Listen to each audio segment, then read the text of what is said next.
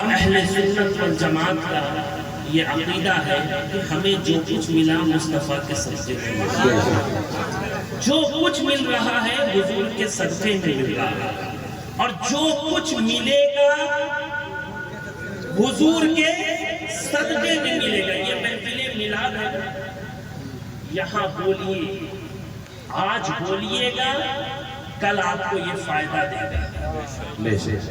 یہاں بولیے، جہاں بولنے کی جگہ ہے وہاں بولیے، اور جہاں خاموش رہنے کی جگہ ہے وہاں خاموش رہیے۔ لیکن آج ہمارے معاشرے میں اس کے وپریت ہوتا ہے، اپوزٹ ہوتا ہے، کہ جہاں ہمیں بولنا چاہیے ہم وہاں خاموش رہتے ہیں، جہاں خاموش رہنا چاہیے ہم وہاں بولتے ہوئے نظر آتے ہیں۔ قبرستان میں خاموش رہنا چاہیے ہم وہاں دنیاوی بات کرتے ہوئے نظر آتے ہیں۔ خانہ خدا میں، مسجد میں ہمیں خاموش رہنا چاہیے، اللہ کے ذکر میں مصروف رہنا چاہیے، لیکن ہم وہاں بھی دنیاوی بات کرتے ہوئے نظر آتے ہیں۔ اور محفل میلاد میں سبحان اللہ، ماشاء اللہ کی صدائیں بلند کرنی چاہیے، لیکن ہم وہاں خاموش نظر آتے ہیں۔ تو میں یہ کہنا چاہتا ہوں کہ محفل میلاد میں بولیے، سبحان اللہ، ماشاء اللہ کی صدا بلند کیجئے، اس لیے کہ جو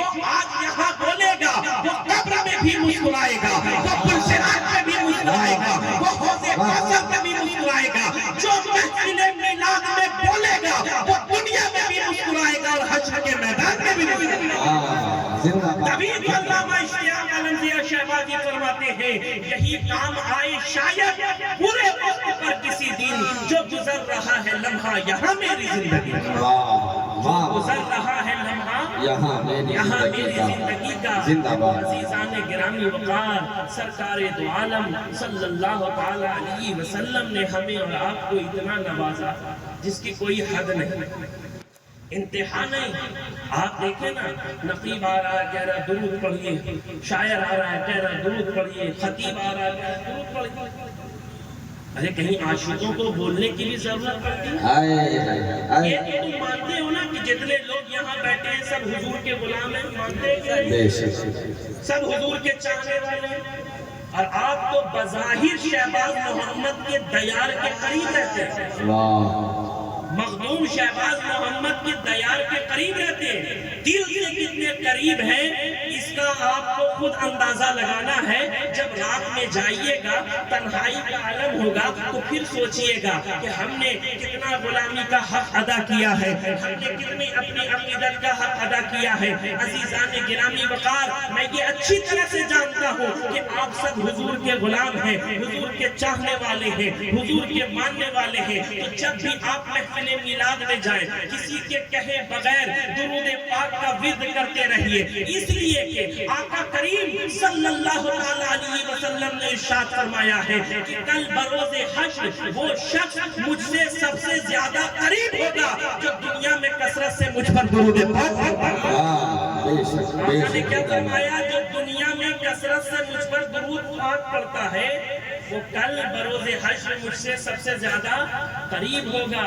اب بزرگان دین نے فرمایا ہے عزیزان گرامی وقار کہ درود پاک ایک ایسا وظیفہ ہے، ایک ایسا عمل ہے جو کبھی بھی اللہ تبارک و تعالیٰ کی بارگاہ میں رد نہیں ہوتا، بلکہ ہر حال میں قبول ہوا کرتا ہے۔ آپ خود میں عرض کر رہا تھا کہ حضور کی سخاوت کا یہ عالم ہے پیارے کہ ایک مرتبہ حاتم طائی کا نواسا اپنے نانا کی خوب بڑائی بیان کر رہا ہے، خوب بڑائی بیان کر رہا تھا۔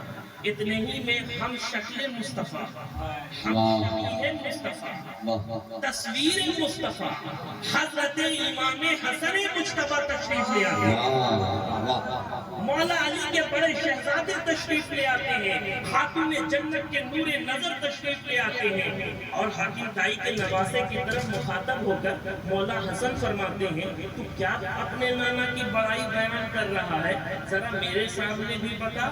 وہ کہتا ہے میرے نانا کے محل میں 7 دروازے ہیں، اور مانگنے والا سائل جس بھی دروازے پر جاتا ہے اسے کچھ نہ کچھ دیا جاتا ہے۔ توجہ چاہتا ہوں، کیا کہا؟ میرے نانا کے محل میں 7 دروازے ہیں اور مانگنے والا جس بھی دروازے پر جاتا ہے اسے کچھ نہ کچھ دیا جاتا ہے، اسے خالی ہاتھ لوٹایا نہیں جاتا ہے۔ پھر کچھ دنوں کے بعد ضرورت پڑتی ہے، پھر وہ آتا ہے، اسے کچھ نہ کچھ دیا جاتا ہے۔ حسن مجتبیٰ کو جلال آتا ہے اور فرماتے ہیں سن، تیرے نانا کے محل میں 7 دروازے ہیں، لیکن میرے نانا کے محل میں نہیں بلکہ میرے نانا کے گھر میں ایک ہی دروازہ ہے، لیکن اس دروازے کی خصوصیت یہ ہے کہ جو بھی در مصطفیٰ پر ایک مرتبہ آ جاتا ہے زندگی بھر پھر کسی دروازے پر جانے کی ضرورت نہیں، کسی دوسرے دروازے پر جانے کی ضرورت نہیں پڑتی ہے۔ میرے مصطفیٰ اتنا نواز دیتے ہیں، اسے کسی کے سامنے اپنی جھولی پھیلانے کی ضرورت نہیں پڑتی ہے۔ عزیزان گرامی وقار، تبھی تو ہم دیکھتے ہیں کہ صدیق اکبر ایک مرتبہ در مصطفیٰ کے قریب ہو گئے، زندگی بھر کہیں جانے کی ضرورت نہیں پڑی۔ فاروق اعظم ایک مرتبہ در مصطفیٰ سے منسلک ہو گئے، پھر انہیں زندگی بھر کہیں جانے کی ضرورت نہیں پڑی۔ یہی حال عثمان غنی کا رہا، یہی حال مولائے علی کا رہا، یہی حال دیگر صحابہ کرام کا رہا۔ تبھی تو امام اہل سنت اعلیٰ حضرت فاضل بریلوی فرماتے ہیں کون دیتا ہے دینے کو منہ چاہیے، دینے والا ہے سچا ہمارا۔ نعرہ تکبیر، نعرہ رسالت، نعرہ حیدری، عظمت مصطفیٰ، نعمت مصطفیٰ، نعرہ تکبیر، نعرہ رسالت۔ تبھی تو شاعر کہتا ہے رکھا ہوا ہے آپ کو سینے کی رحل پر، رکھا ہوا ہے آپ کو سینے کی رحل پر، لیٹا ہوا ہوں آپ سے، لپٹا ہوا ہوں آپ سے جزدان کی طرح، لپٹا ہوا ہوں آپ سے جزدان کی طرح، کرتا رہوں میں خود کو نچھاور حضور پر، کرتا رہوں میں خود کو نچھاور حضور پر، ابو بکر کی طرح کبھی عثمان کی طرح، ابو بکر کی طرح کبھی عثمان کی طرح، اے کاش نعت پڑھنا مظفر نصیب ہو، اے کاش نعت پڑھنا مظفر نصیب ہو، مجھ کو بھی ان کے سامنے حسان کی طرح، مجھ کو بھی ان کے سامنے حسان کی طرح، مجھ کو بھی ان کے سامنے حسان کی طرح۔ اور ایک بات اور آپ کا ذہن صاف کر دینا چاہتا ہوں کہ ابھی نقیب اجلاس صاحب فرما رہے تھے کہ عباس رضا نوری صاحب ایسی نعت سنا رہے تھے کہ اگر یہ چاہے تو کنکڑیوں کو بھی بلوا دیں، بول رہے تھے کہ نہیں پتھر کو بھی بلوا دیں، نہیں ان کی اتنی جرات نہیں ہے کہ یہ پتھر کو بلوا سکتے، کیونکہ پتھر کو بلوانا، کنکڑیوں کو بلوانا یہ صرف میرے مصطفیٰ کا کمال ہے، یہ صرف اور صرف میرے مصطفیٰ کا کمال ہے۔ ہاں اسے اس طرح سے کہا جا سکتا ہے کہ نعت سن کر کنکڑیاں بھی بول سکتی ہیں، نعت سن کر کنکڑیاں بھی اپنی عقیدتوں کا اظہار کر سکتی ہیں، وہ اپنی زبان میں کہہ سکتی ہیں، لیکن یہ عباس رضا نوری صاحب نہیں کہہ سکتے، نہیں کہتے، ممبر سے غلو نہیں ہونا چاہیے۔